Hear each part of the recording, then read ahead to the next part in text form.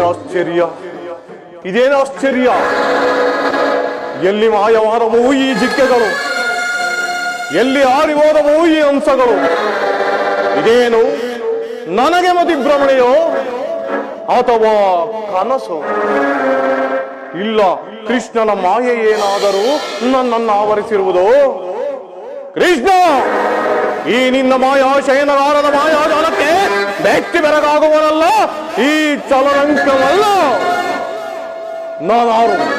ನಾನಾರು ಸ್ವಸಾಗರ ಪೃಥ್ವಿಯನ್ನೇ ಶಾಸನ ಮಾಡುತ್ತಿರುವ ವಸುಂಧರೆಯ ಕುವರ, ಗಾಂಧಾರ ತಾಯಿಯ ಗರ್ಭ ಸಂಜಾತ, ಶತ್ರು ಧ್ವಂಸ ದುರುಳ, ಹಸ್ತಿನಾವತಿಯ ಮಣಿ ಮುಗುಟ, ರತ್ನ ಸಿಂಹಾಸನಾಧೀಶ್ವರನಾದ ನಾನು ಈ ಗೊಲ್ಲನ ಮಾಯಾಜಾಲಕ್ಕೆ ಮರಳಾಗುವುದೇ ಅಸಂಭವ.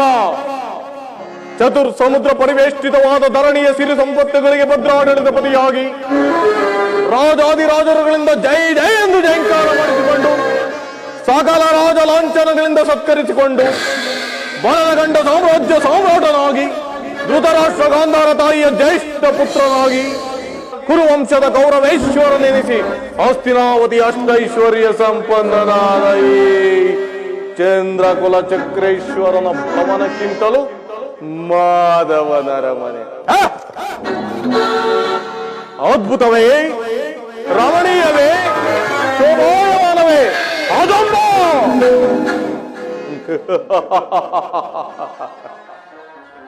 ಅಂತೂ ನನ್ನ ಸೋದರ ಮಾವ ಶಕುನಿಯ ಸಲಹೆಯಂತೆ ನನ್ನ ದಾಯಾದಿಗಳ ಕಣ್ತಪ್ಪಿಸಿ ಮೊದಲೇ ಈ ದ್ವಾರಕಾ ನಗರಕ್ಕೆ ಬಂದದ್ದಾಯಿತು. ಇನ್ನು ನನ್ನ ಭಾಗ್ಯೋದಯವು ಹೇಗಿರುವುದೋ ನೋಡುವೆನು. ಓ ಕುರುರಾಜ, ದ್ವಾರಕೆಗೆ ಸುಸ್ವಾಗತ. ಓ ಸಾತ್ಯಕಿ, ನಿಮ್ಮ ಕೃಷ್ಣನಲ್ಲಿ? ಶ್ರೀಕೃಷ್ಣ ಪರಮಾತ್ಮರು ಶಯನಿಸುತ್ತಿದ್ದಾರೆ. ಇನ್ನೇನು ಸ್ವಲ್ಪದಲ್ಲೇ ಎಚ್ಚರಗೊಳ್ಳುವರು. ಏನು, ಕೃಷ್ಣನು ಇನ್ನೂ ನಿದ್ರಿಸುತ್ತಿರುವನೇ?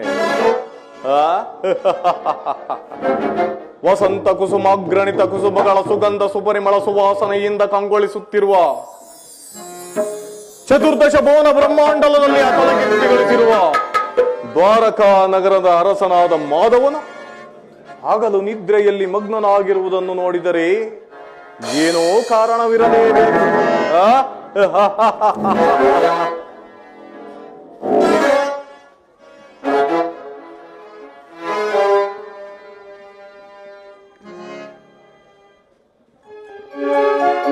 ಕೃಷ್ಣ, ಮುಕುಂದ, ಮುರಾರೇ, ಕಳ್ಳ. ವಿರಾಟನ ಮದುವೆಯ ಮನೆಯಲ್ಲಿ ಅನೇಕ ರಾತ್ರಿ ಜಾಗರಣೆ ಕಳೆದಂತೆ ತನು ನೊಂದು ಮಲಗಿರುವೆ. ಕೃಷ್ಣ, ನಿದ್ರಿಸು, ಚೆನ್ನಾಗಿಯೇ ನಿದ್ರಿಸು. ಇವನೆಂತಹ ನಿಶ್ಚಿಂತ ಪುರುಷನಯ್ಯ. ರಾಜ್ಯ ಕೋಶಾದಿಗಳನ್ನೆಲ್ಲ ತನ್ನ ಅಣ್ಣನಾದ ಬಲರಾಮ ದೇವರಿಗೆ ಒಪ್ಪಿಸಿ ಇವನು ಮಾತ್ರ ಸುಖ ನಿದ್ರೆಯಲ್ಲಿ ತಲ್ಲೀನನಾಗಿರುವನಲ್ಲ. ಇವನಲ್ಲವೇ ನಿಶ್ಚಿಂತ ಪುರುಷ? ಅಥವಾ ಈ ಕುರು ಸಾರ್ವಭೌಮನ ಆಗಮನವನ್ನು ನಿರೀಕ್ಷಿಸಿ ನಿದ್ರೆಯ ನಾಟಕವನ್ನು ಆಡುತ್ತಿರುವನೇ ಈ ಕಪಟ ನಾಟಕ ಸೂತ್ರಧಾರಿ? ಎಷ್ಟೇ ಆಗಲಿ ಬೆಣ್ಣೆ ಕಳ್ಳನಲ್ಲವೇ? ಇದ್ದರೂ ಇರಬಹುದು. ಭರತ ಕುಲ ಚಕ್ರೇಶ್ವರನಾದ ನಾನು ಒಬ್ಬ ಗೊಲ್ಲನ ಸಮಯವನ್ನು ನಿರೀಕ್ಷಿಸುವಂತಾಯ್ತಲ್ಲ. ಚಾಲದಂಕವಲ್ಲನೆಂಬ ಬಿರುದಾಂಕಿತನಾದ ನಾನು ಒಂದ ಕಾರ್ಯವನ್ನು ಸಾಧಿಸಿಕೊಂಡೇ ಹೋಗುವೆನು. ಸಾತ್ಯಕಿ, ಗೌರವೇಶ್ವರ, ನಿನ್ನೊಡನೆ ಒಂದು ಮಾತಿದೆ. ಏನದು ಗೌರವೇಶ್ವರ?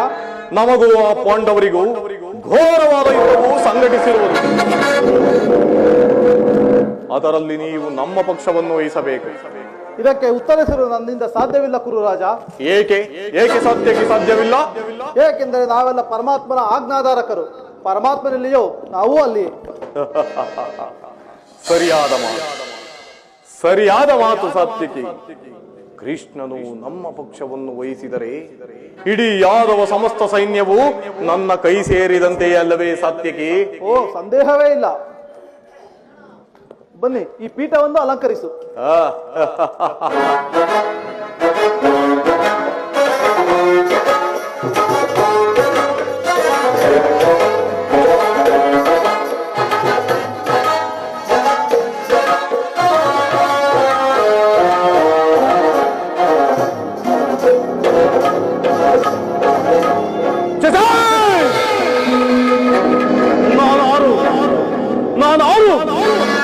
ಮಲ್ಲರೋಣಲ್ಲ ಜಗದೇಕವಲ್ಲ ಮಲ್ಲರನ್ನೆಲ್ಲ ಗೆಲ್ಲವಲ್ಲ ಚಲರಂಕವಲ್ಲ ನಾನು ಈ ಗೌರವನು ಕೇವಲ ಒಬ್ಬ ದನ ಕಾಯುವ ಗೊಲ್ಲನ ಪದಗಣಿಯಲ್ಲಿ ಕುಳಿತುಕೊಳ್ಳುವುದೇ ಅನುಭವ ಅಪಮಾನ ನನಗೆ ಯೋಗ್ಯವಾದ ಸ್ಥಾನ ಶಿರೋಭಾಗ